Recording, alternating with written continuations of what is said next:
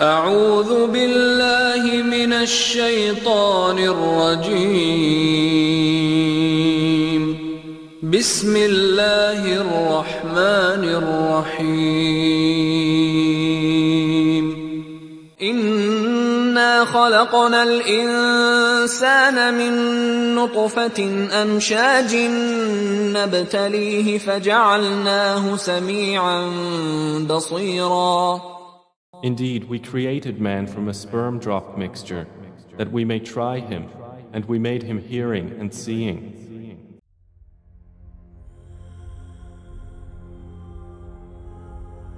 When the earth's essence enters the human body, it is utilized as the starting material in the metabolic process for the formation of germs in the reproductive cells. The term nutfatin amshajin in this verse refers to a drop of mixed semen, signifying the blending of germs or seeds from a man, which is sperm, and a seed from a woman, in the form of an egg or ovum. The term nutfatin is often translated as semen, or a drop of semen, though its more literal interpretation is droplet, or a small part of fluid viscous liquid, or concentrate. However, are humans created solely to be tested by Allah subhanahu wa ta'ala? According to the interpretation of Al-Muyassar, after the formation of man, Allah subhanahu wa ta'ala tested him with commands and prohibitions.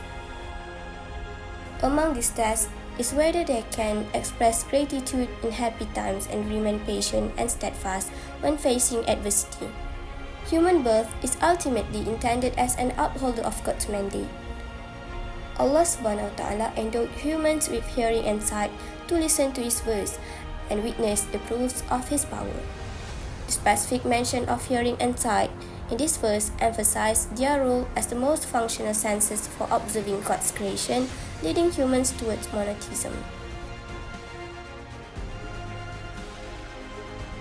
The integration of Naqli and Aqli.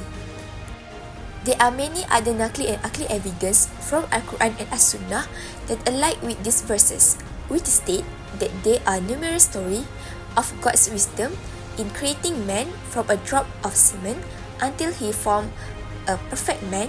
Then Allah gave a test for His servants. It is Allah's right to test His servants, and we as servants must face tests from Allah by using all the senses that Allah has blessed us with. In similar statement, in Surah Al-Anbiya, ayah 35, every soul will test death, and we test you with evil and with good as trial, and to us you will be returned. In this verse, Allah explained that there are only two forms of tasting from Allah, namely evil and goodness. And we as His servants should always be grateful for all the blessings given, which are the senses such as eyes, ears, and hands, and use them well as a sign of gratitude. What we can learn from this ayah. The lesson that can be derived from this verse are that human can be comprehend the greatness and power of Allah through the process of human creation, starting from the mere mixture of sperm to the development of a perfect baby. Allah bestowed the gift of senses, enabling humans to interact with their surrounding environment and comprehend life. The verse serves as a reminder for humans to be grateful for the blessings of hearing and sight bestowed by Allah, and to use this blessing for goodness while understanding every teaching of Allah. Additionally, the verse reminds us that life in this world is a test for humans, and how we face these challenges determines the reward we receive in the afterlife, particularly the highest paradise. This serves as a foundation for humans to better understand and draw closer to their Creator.